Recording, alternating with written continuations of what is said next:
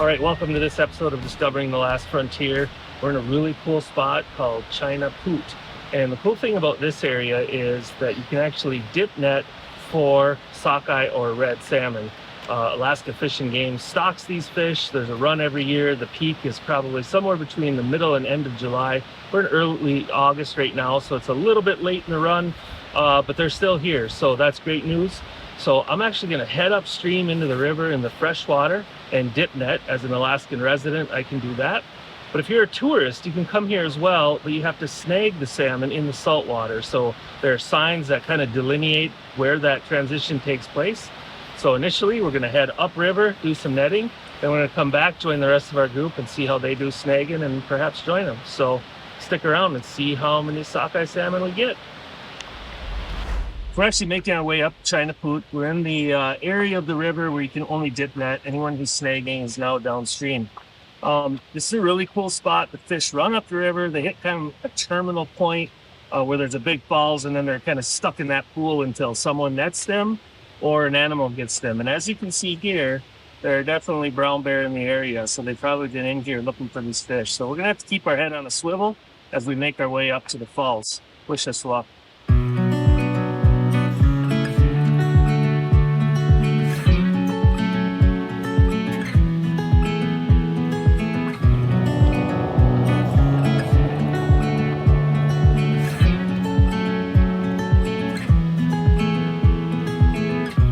So you can really tell this is a temperate rainforest. It's raining pretty good right now, but it's very lush, very green. It's really actually cool back in here. It gets tons of rain and everything's so green. It's a lot like Kodiak Island, which they also call the Emerald Island because it gets so green from all the precipitation. So we're still making our way up. We've got about 200 yards to go until we're at the final pool below the falls, where we hope to get ourselves some sockeye.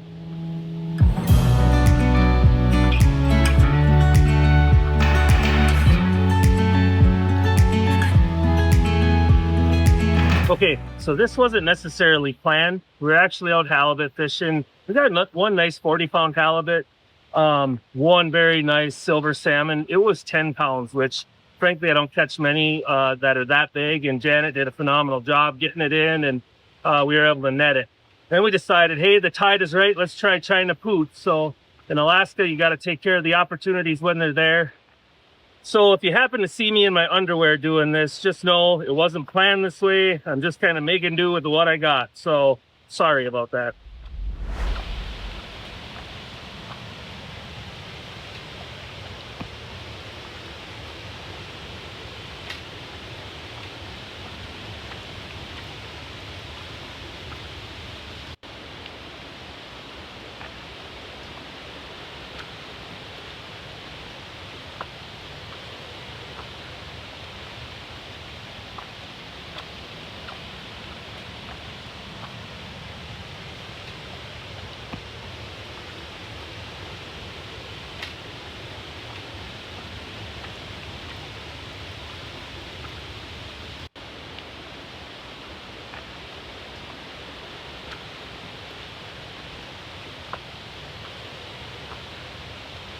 So any rational observer who's watching me would think they're right there, just get them. They're not, it's not that easy.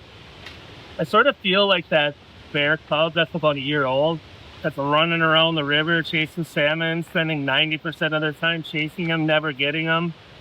I'm not like that super patient boar that stands on the rock and just nabs it out of the air. I'm like the child.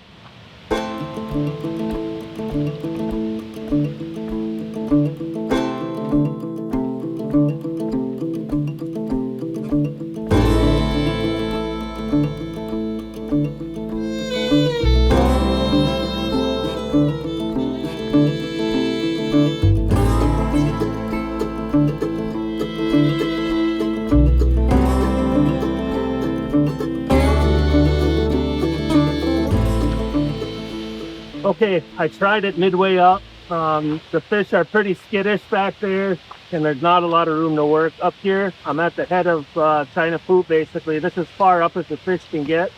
We have a pretty deep pool in here.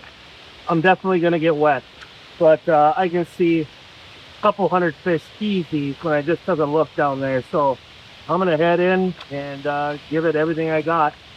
There's also some pink salmon in here. I'm not really targeting those, and some of the salmon are pretty beat up, so I'll probably put those back. So what I'm gonna try to do is target 6 legal fish, sockeye, that are still fairly chrome and not too beat up. So do my best. See you soon.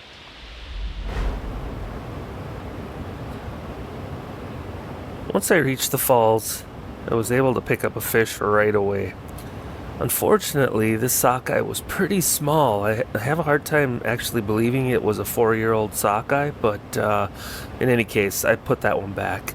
You can notice in the background how many sockeye salmon are jumping, trying to make their way up the falls. It was basically going on steady the whole time I was up in that upper pool, right below the falls. So here, I picked up a second fish. Again, a pretty small sockeye, although it looked pretty chrome and looked pretty healthy. It was just on the smaller side, so I put it back.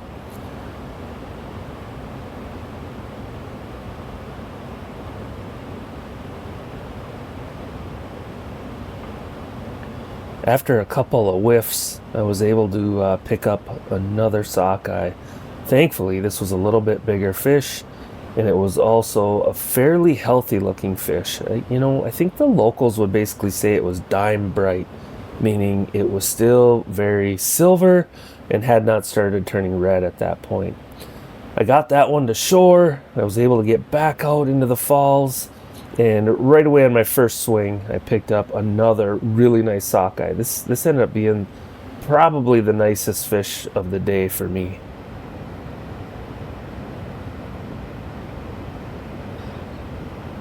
As I was making my way to the heavy current right below the falls, I kind of looked back and noticed there were a pile of sockeye right behind me in the shallower water off to the side of the main stream. So I took a couple of swings at those, but they were pretty elusive. They're actually almost tougher to get in shallow water because as you're trying to scoop them, your net is basically snagging rocks and logs, and so it becomes a bit problematic. So I turned back. I decided to head out to the heavy current, and as I was watching out there, I could see a ton of salmon right below the surface. You can see them on the screen now, all those darker spots in the heavy current right below the surface. There were tons of fish right there trying to make their way up to those falls to ultimately jump up the falls. These fish, as I was watching them, I realized there were a ton of healthy fish there. Relatively few fish that had started losing pieces of their skin and really deteriorating, turning red. These were mostly very healthy fish, which was great to see. So I took a swing, and of course, right off the bat, I actually picked up a pink or humpback salmon. Again, not the target species that I was going after. Took another swing, and I had a bit of a miss there, even though there were a lot of fish in that slipstream off to the side. One that just kind of wandered into the net, and unfortunately, again, another pink or humpback salmon, so I put that one back as well.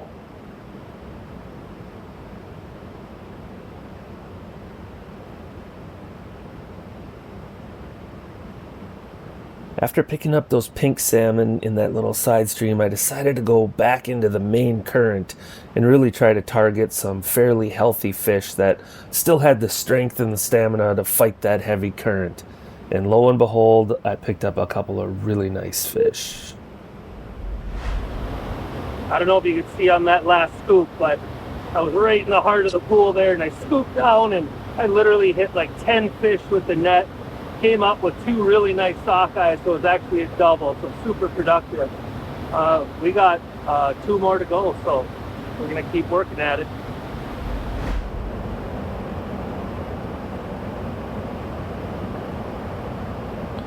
Since the last swing in the heavy current went so well, I decided to go straight back to that spot and try to repeat the double that I just picked up in the previous trip out there. So I shot right out there. I got on the rock that has some pretty good footing, and unfortunately the first swing was a swing and a miss.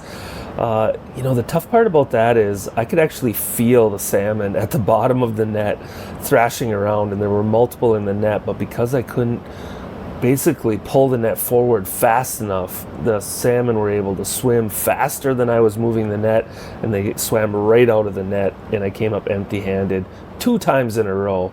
Thankfully, on the third swing, I was able to get another beautiful sockeye. So that was 5 towards our limit of 6.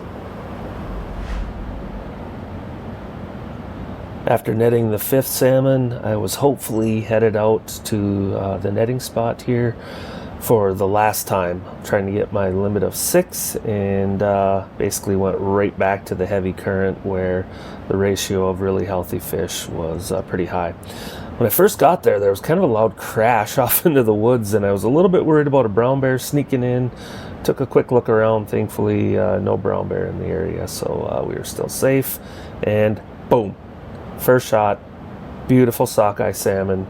Had my limit of 6, and now it's time to make my way back to shore.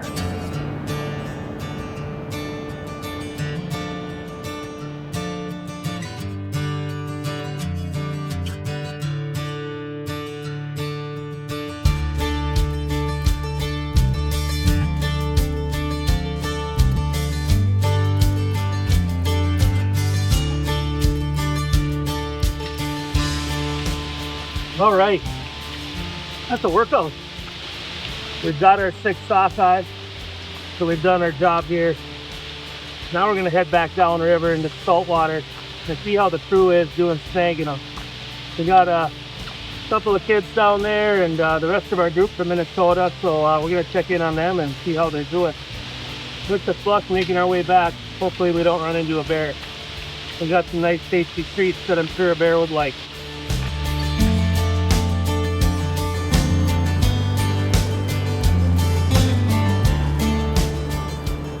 Navigating the river, the slippery rocks, the trees that have fallen is pretty challenging when you got a stringer that probably weighs 25 pounds. So what I like to do is keep the fish on the stringer as much as possible, just kind of float them in the river as I walk near shore, and then when I absolutely have to, I'll take those fish, I'll flop them in the net, and then I'll carry them in the net over my shoulder. But as soon as I can get them back in the river and let the water do the work, I'm more than happy to do so. So I try to minimize the time that the fish are in the net, because they're pretty heavy and awkward, especially considering the tough terrain.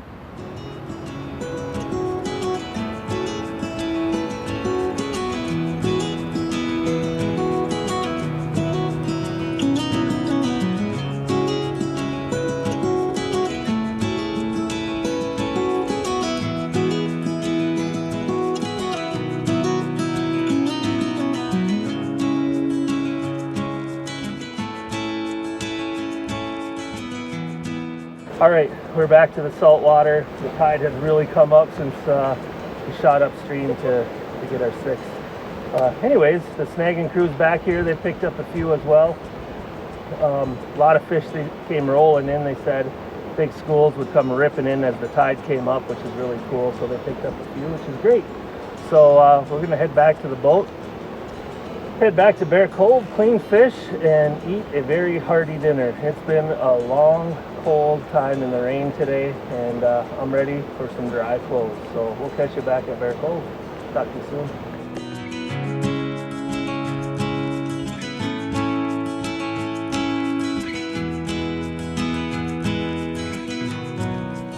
Okay, we've made it back to Bear Cove. It's pretty windy here. Just cleaning up the 6 sockeye that we got, which are just beautiful fillets.